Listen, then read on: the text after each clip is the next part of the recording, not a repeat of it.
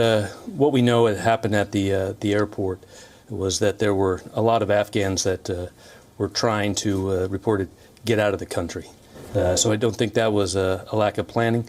As we look at the coordination with those that were responsible for securing that, we'll look at our mission, though, as I talked earlier, is now that the airfield's open, is to make sure that it remains open.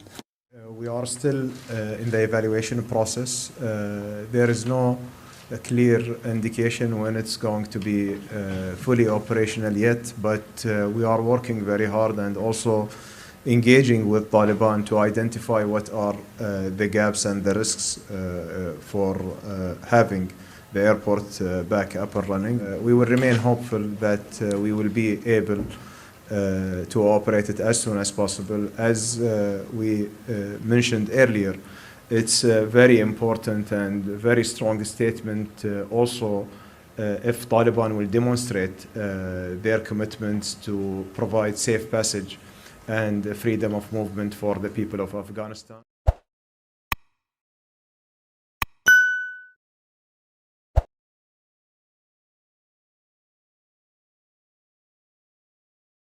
Assalamualaikum warahmatullahi wabarakatuh.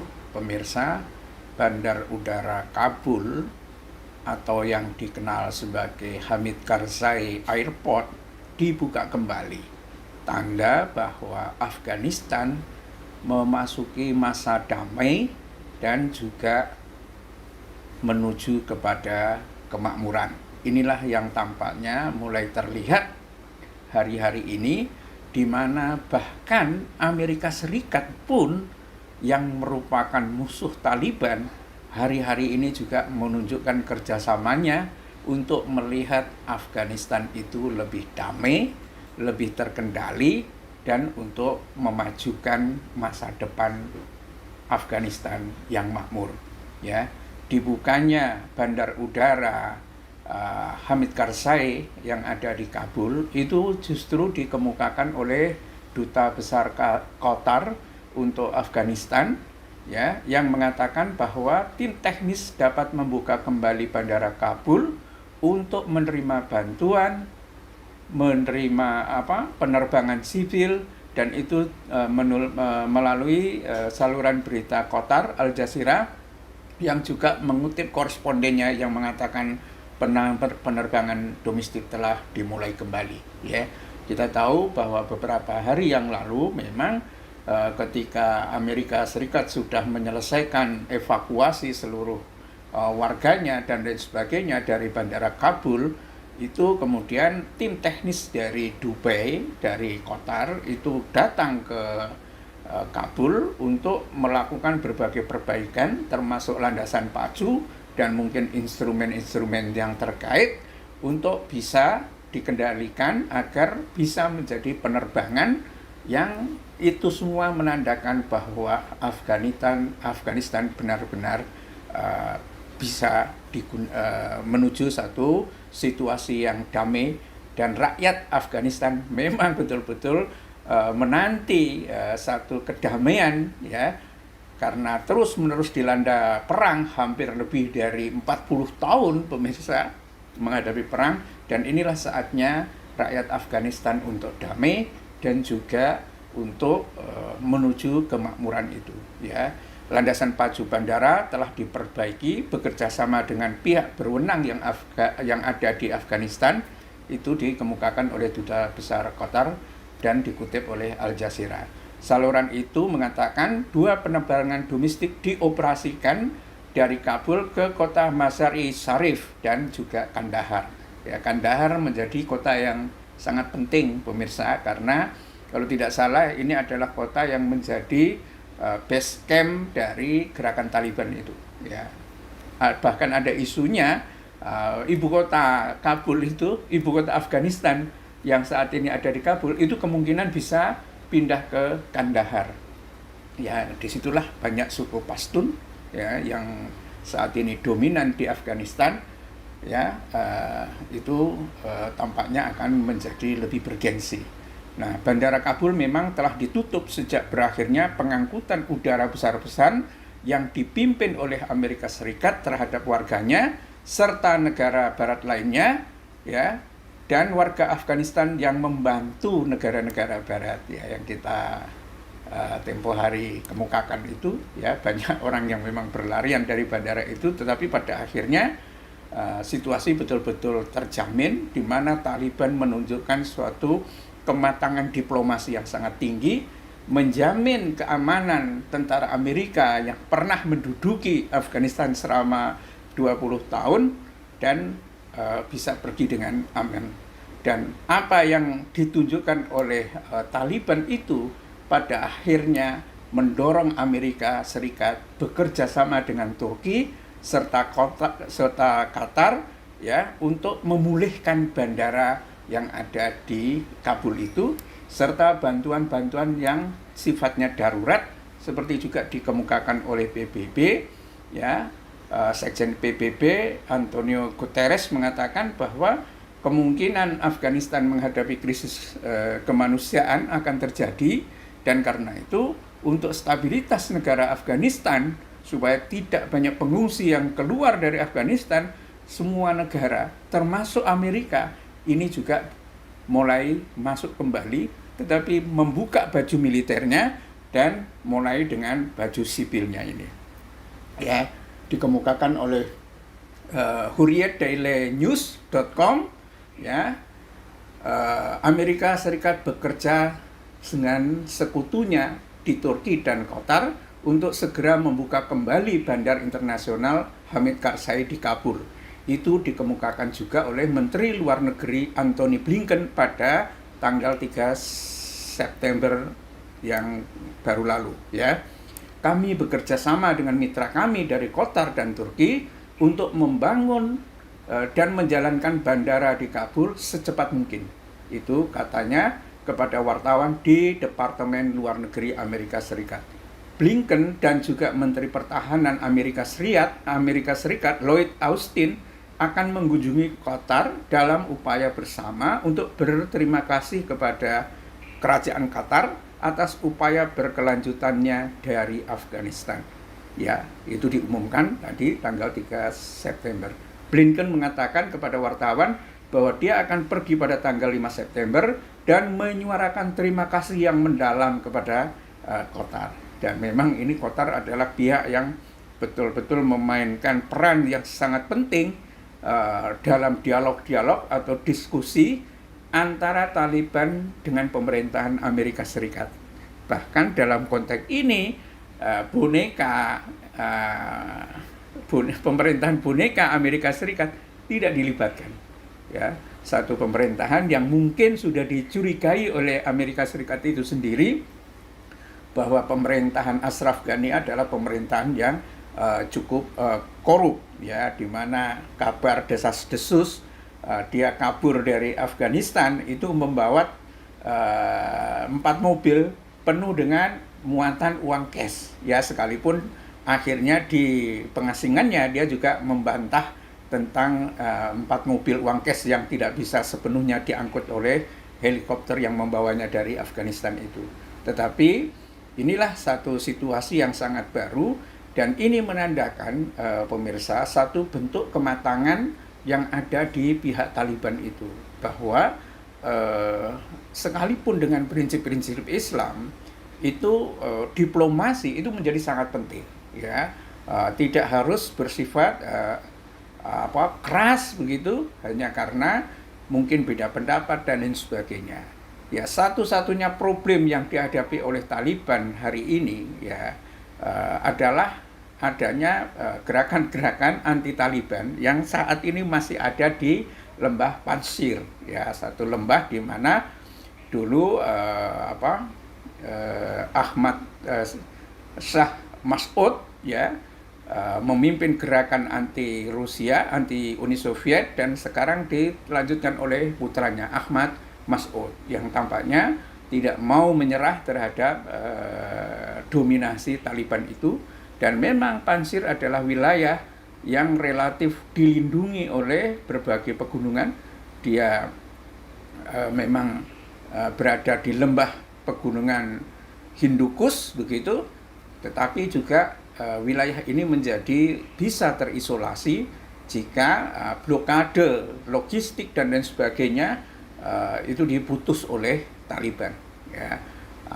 Tapi itu akan berakibat pada penderitaan rakyat yang sebetulnya sangat dicemaskan oleh Taliban juga.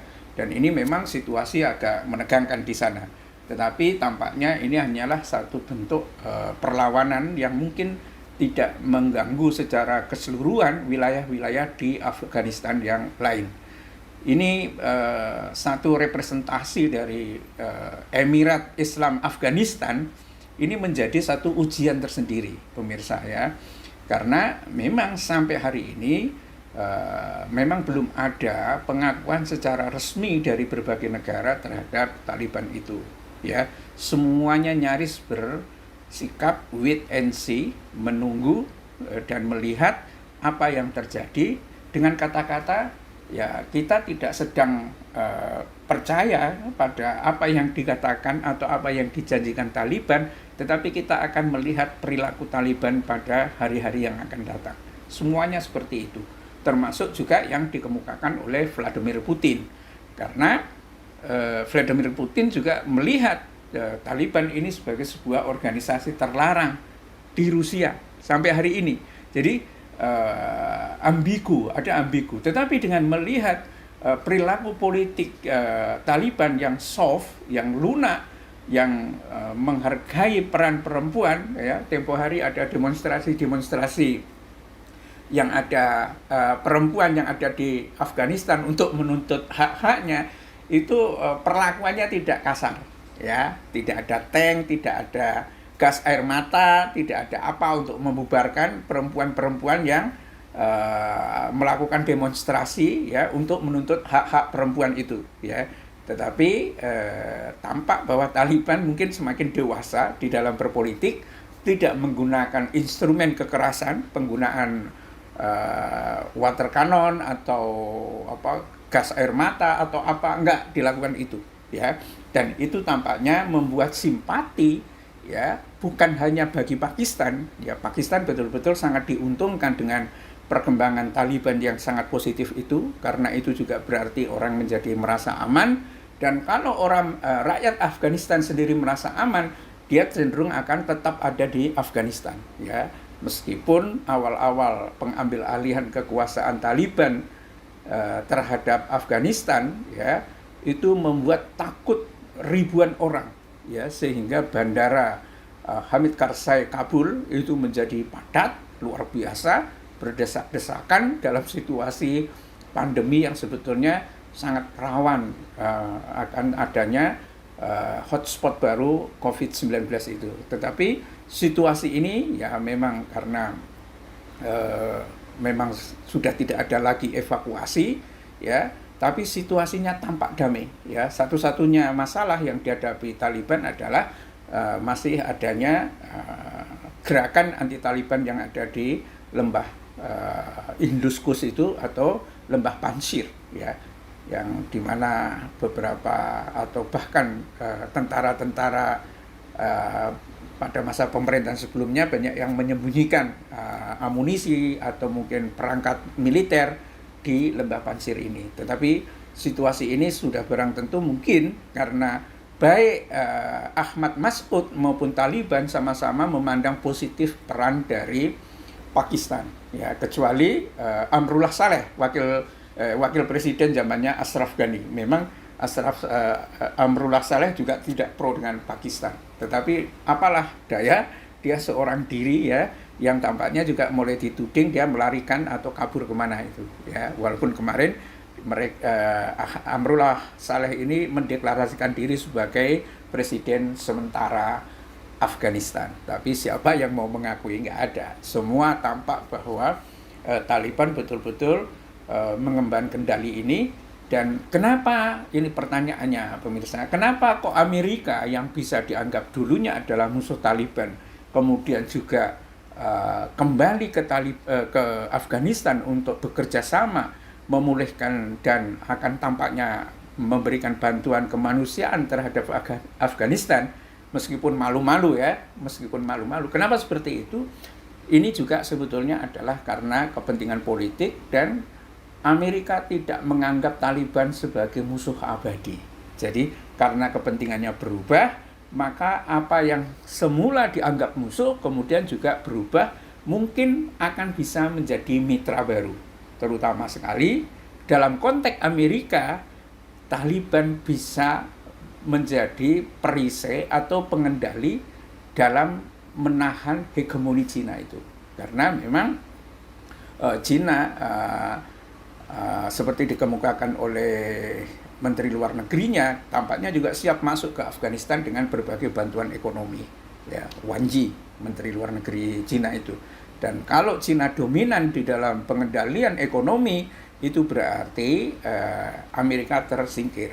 Dan karena itu Amerika tetap harus bisa menjadi penyeimbang di Cina di Asia Tengah. Ya, ini juga untuk menunjukkan bahwa Amerika tidak membiarkan Cina maupun Rusia itu melakukan hegemoni di Asia Tengah, sementara Amerika tidak hadir di sana. Inilah perkembangan-perkembangan baru ketika memang fokus Amerika tampaknya hari-hari ini ya tidak lagi di Afghanistan, tidak lagi di Timur Tengah, tidak lagi di Israel, tetapi menghadapi Cina dan Rusia.